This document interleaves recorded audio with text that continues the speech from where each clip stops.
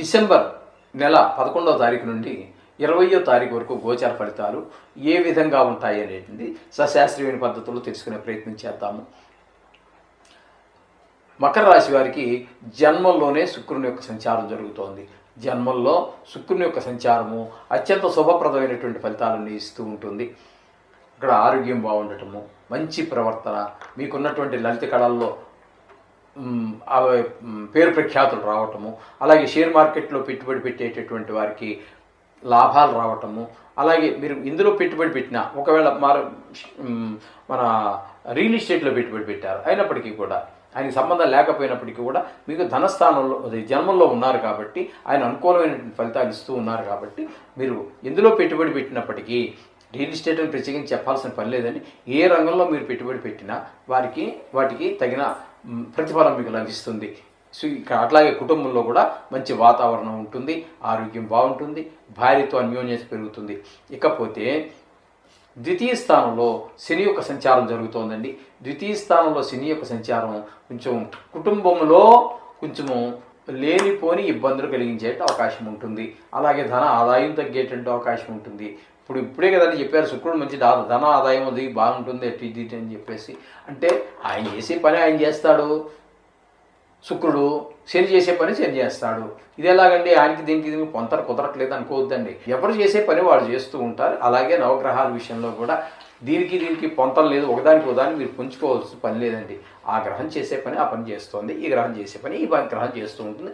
లాస్ట్కి ఏమవుతుంది అనేది ఎక్కువ ఆదాయం ఉండేటట్టయితే ఒక రకంగా ఉంటుంది, తక్కువ ఆదాయం ఉండేటట్టయితే దానికి సరిపోతుంది. తక్కువ ఆదాయం వ్యయం ఎక్కువ ఉన్నట్టయితే అది కొంచెము ఇబ్బందికరమైన పరిస్థితులు ముందు చవి చూడాల్సి వస్తుంది. ఓకేనండి. ఇక తృతీయంలో రాహుగ్రహం యొక్క సంచారం జరుగుతుంది. ఇది కూడా అనుకూలమైనటువంటి ఫలితాలన్నీ ఇస్తూ ఉంటుంది. తృతీయంలో రాహు యొక్క సంచారం వల్ల ఇరుగు పొరుగు వారు, మిత్రులు, అన్నదమ్ములు, కుటుంబంలోని వారు అందరూ కూడా మనసా వాచా కర్మలా మీకు అన్ని సహకరిస్తూ ఉంటారు. ఆ విధంగా ఆదాయం పెరుగుతుంది, ఆ విధమైన ఆరోగ్యం బాగుంటుంది. ఈ విధమైన ఫలితాలన్నీ కూడా మంచి ఫలితాలన్నీ కూడా రాహు మీకు కలగజేస్తూ ఉంటారు ఎవరికి మకర రాశి వారికి. అలాగే చతుర్థంలో గురువు యొక్క సంచారం శుభ ఫలితములను ఇవ్వజాలదు. నిజానికి ఆయన ఉన్నది ఐదవ స్థానమే, కానీ వక్రగతి ద్వారా మనం చెప్పుకోవాల్సి వస్తే 4లో స్థానంలో ఉన్నటువంటి గురువు మంచి ఫలితములను ఇవ్వజాలరు.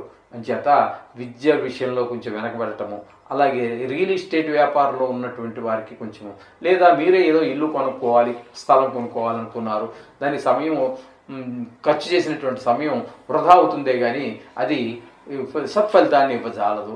ఈ విధమైన ఫలితాలన్నీ కూడా గురువు 4వ స్థానంలో సంచారం వల్ల కలుగుతూ ఉంటాయి. ఇకపోతే సప్తమంలో కుజుని యొక్క సంచారం జరుగుతోందండి. సప్తమంలో కుజుని యొక్క సంచారం కూడా సఫలితాలు ఇవ్వదు. భార్యాభర్తల మధ్యన కొంచెం వివాదాలు ఏర్పడేటువంటి అవకాశం ఉంటుంది. లేదా కొంతమంది సైలెంట్గా ఉంటారు, కొంతమంది వైలెంట్గా ఉంటారు. ఏదైనప్పటికీ సఖ్యత మాత్రం లోపించేటటువంటి అవకాశం ఉంటుంది. అలాగే కొంచెము వాళ్ళిద్దరి మధ్యన అంత అనుకూలత లేకపోవటం వల్ల ఆ భార్యాభర్తల యొక్క అనుబంధాన్ని ఆస్వాదించలేకపోతారు. అలాగే ఈ విధమైనటువంటి ఫలితాలన్నీ, అలాగే మీరు ఎవరితోటైనా భాగస్వామ్యంలో వ్యాపారం మరొకటి చేస్తూ ఉంటారు, వారికి మీ మధ్యన కూడా కొంచెం మీ అభిప్రాయాలు వేరుగా వారి అభిప్రాయాలు వేరుగా ఉండటం జరుగుతూ ఉంటుంది. ఈ విధమైన సప్తమ స్థాన కుజుని యొక్క సంచారం. ఇకపోతే భాగ్యస్థానంలో కేతు వల్ల మీకున్నటువంటి సౌకర్యాన్ని కూడా మీరు గృహం కావచ్చు, వాహనం కావచ్చు, భూమి ఇట్లాంటివి ఏవైతే సుఖాలు ఉన్నాయో అవి మీకు అందుబాటులోనికి రావడానికి ఇబ్బంది ఉంటుంది. ఈ విధంగా ఉంటుంది కేతు యొక్క సంచారం. ఇకపోతే ఏకాదశ స్థానంలో మరియు ద్వాదశ స్థానంలో 2 స్థానాలలో రవి యొక్క సంచారం జరుగుతోంది. ఏకాదశ స్థానంలో ఒక 5 రోజుల పాటు చాలా అద్భుతమైనటువంటి ఫలితాలన్నీ ఇస్తాడు. మీకు లాభాలు బాగా వచ్చేటువంటి అవకాశం ఉంటుంది. అలాగే మీరు ఏ వ్యవహారం మొదలుపెట్టినప్పటికీ అందులో మీ నైపుణ్యం కనబడుతూ ఉంటుంది. అలాగే మీ సోదరులు అందరూ కూడా మీకు సహాయ సహకారాలు అందిస్తూ ఉంటారు. ఆరోగ్యం బాగుంటుంది. ఇట్లాంటివన్నీ కూడా 11వ స్థానంలోను. అదే రవి మళ్ళీ ఒక 5 రోజుల పాటు ధనువు రాశిలో ప్రవేశిస్తూ ఉన్నారు. ఆ ధనువు రాశిలో ప్రవేశించినప్పుడు అక్కడ మాత్రం కొన్ని ఇబ్బందికరమైనటువంటి పరిస్థితుల్లో వ్యయంలో ఉన్నారు కాబట్టి ఆయన ఇది నిజానికి ధనుర్మాసం అనేది చాలా పవిత్రమైనటువంటి మాసంగా మనం స్వీకరిస్తూ ఉంటాం. ఏదేమైనప్పటికీ ఈయన స్థానాన్ని బట్టే మనం ఫలితాలు చెప్పుకుంటాం కాబట్టి ఈయన వ్యయ స్థానంలో ఉండటం ద్వారా కొంచెం ఆరోగ్యం విషయంలోనూ ధన విషయంలోనూ వ్యయమే కనబడుతూ ఉంటుంది. అంచేత కొంచెం ఇబ్బందికరమైనటువంటి పరిస్థితులే ఉంటాయి. కొంచెం శత్రువులలో భయం కలిగేటువంటి అవకాశం ఉంటుంది.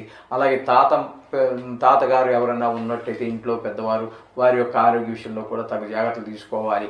అవి ఇలాగే కొంచెం నేత్ర సంబంధమైనటువంటి ఇబ్బందులు ఉన్నటువంటి వారు కూడా ఆ కంటి విషయంలో కొంచెం తగు జాగ్రత్తలు తీసుకోవాల్సి ఉంటుంది.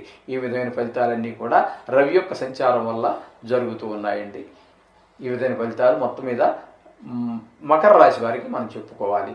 అయితే ఇక్కడ మనకి ప్రతికూలత అనుకూలతలు మామూలే. తద్వారా నవగ్రహాలకు సంబంధించినటువంటిది మీకు కావాలి అనుకుంటే మేము నెక్స్ట్ చెయ్యబోయేటటువంటి వీడియోలో ఆ బీజాక్షరాలు కావాలన్న వారికి బీజాక్షరాలు లేదు, వేద మంత్రాలు వద్దులండి, అందరికీ అది యోగ్యతగా చెప్పలేదు పెద్దలను కాదని మనం ముందుకు వెళ్ళటం మంచిది కాదు. ఆ శ్లోకాలు అవి మనం స్క్రీన్ మీద డిస్ప్లే చేద్దాము తప్పకుండా. అవి మీకు అనుకూలత కోసం కొంతమంది అడిగారు, మాకు అవన్నీ మరి పలకవేమోనండి, మరి ఏంటంటే ఒకసారి మీరు పెడితే బాగుంటుంది కదా అని అన్నారు. మీకు మంచి పంచాంగంలో వాటిలో దొరకచ్చు, కాదని కాదుగా. మనం మన ఛానల్ చూస్తున్నటువంటి మీ అందరికీ కూడా మీకు ఉపయోగకరంగా ఉంటుందని ఆ శ్లోకాలు అవి నేను పెట్టడం జరుగుతుంది. బీజాక్షరాలు కూడా పెడతాము. ఇంకా ముందు ఇంకా మళ్ళీ కొన్ని విషయాలు, కొత్త విషయాలు పెడదాము. అంటే దీర్ఘకాలంగా సంచరించేటువంటి గ్రహాల వల్ల ఏదైనా వ్యాధి వచ్చింది, ఈ వ్యాధికి కారణం ఇదే అని మనం అంటే అది వ్యక్తిగత జాతకం రాస్తే మాత్రమే తెలుస్తుంది. అటువంటి వారికి కవచం అని ఉంటుందండి. ఆ కవచాలు కూడా మనం డిస్ప్లే చేద్దాము తప్పకుండా. మీకు మనం అడిగినటువంటి వారికి మనకు తెలుసున్న విషయం తెలియజేద్దాం తప్పకుండా. ఈ విధంగా చేసుకోవడం శుభం పోయాలి.